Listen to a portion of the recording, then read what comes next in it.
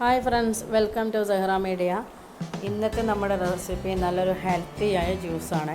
അപ്പോൾ ഹെൽത്തി എന്ന് പറഞ്ഞാൽ നമുക്ക് വിറ്റാമിൻ ബി-സിയുടെ കുറവ് കാരണം നമ്മുടെ വാഴയിലൊക്കെ മുറിവുണ്ടാവും. അപ്പം അതിന് ഏറ്റവും നല്ലൊരു ബെസ്റ്റായൊരു ജ്യൂസാണിത്, ക്യാരറ്റ്.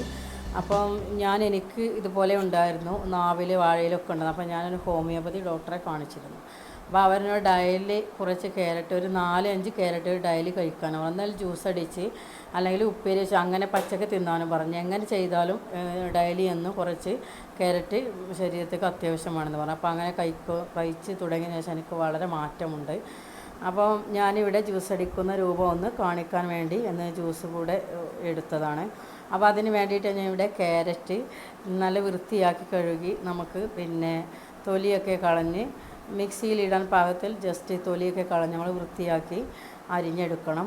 എന്നിട്ട് നമുക്കത് ഒരു പാത്രത്തിലേക്ക് മാറ്റിയിട്ട് ഗ്യാസിലിട്ടൊന്ന് വേവിക്കണം. അപ്പോൾ വേവിക്കുമ്പോൾ നമുക്ക് അതിൻ്റെ ഈ നീര് വേവിക്കുമ്പോൾ അതിന് വെള്ളം ഉണ്ടാവില്ല. ആ വെള്ളം നമ്മൾ ഒരിക്കലും പുറത്തേക്ക് കളയാൻ പാടില്ല.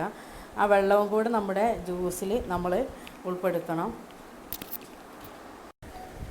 അപ്പോൾ ഞാനിവിടെ തൊലിയൊക്കെ കളഞ്ഞ് ഇവിടെ നമ്മൾ ചായയൊക്കെ ഉണ്ടാക്കുന്ന ഒരു പാത്രത്തിലിട്ട്, ഞാൻ കുക്കറിലിട്ടാലും മതി കേട്ടോ. ഞാൻ വേവിച്ചു, ഒരു 4 ഏലക്കായ, ഒരു പട്ട എല്ലാം ഇതിലേക്ക് ആഡ് ചെയ്തു. ഞാൻ ഗ്യാസ് മേൽ വെച്ചു വേവിച്ചു. അങ്ങനെ ഇത് വെള്ളം ഉണ്ട് കുറച്ച് അതിനകത്ത്. അപ്പോൾ ആ വെള്ളവും ക്യാരറ്റും കൂടെ നമ്മൾ മിക്സിയിലോട്ട് ആഡ് ചെയ്തുകൊണ്ടിരിക്കുകയാണ്. അപ്പോൾ എന്നിട്ട് നമുക്ക് ജ്യൂസ് അടിച്ചെടുക്കണം.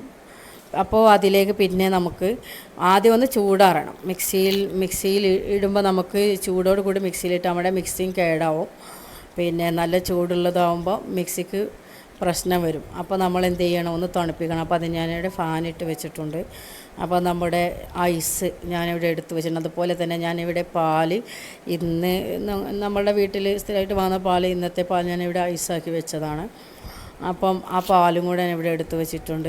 അപ്പോൾ നമുക്ക് ഒന്ന് അടിച്ചെടുക്കാം. അതിലേക്ക് ആവശ്യമായ പഞ്ചസാര വേണ്ടാത്തവർക്ക്, ഷുഗറൊക്കെ ഉള്ളവർ പഞ്ചസാര കുറച്ച് ആഡ് ചെയ്താലും മതി. അപ്പോൾ ഞാനിവിടെ ഒരു 2 കൈയിലോളം ഇതിലേക്ക് ആഡ് ചെയ്തു. അപ്പോൾ നമ്മുടെ ജ്യൂസ് ഇവിടെ റെഡിയായി ഞാൻ അടിച്ചെടുത്തു. ഇതിലേക്ക് ഞാൻ കുറച്ചൊരു ഭംഗിക്കും ഒരു ടേസ്റ്റിനും വേണ്ടിയിട്ട് കുറച്ച് ചെറീസും കൂടെ ആഡ് ചെയ്തിട്ടുണ്ട്. അപ്പോൾ എല്ലാവരും ട്രൈ ചെയ്ത് നോക്കുക. Thank you.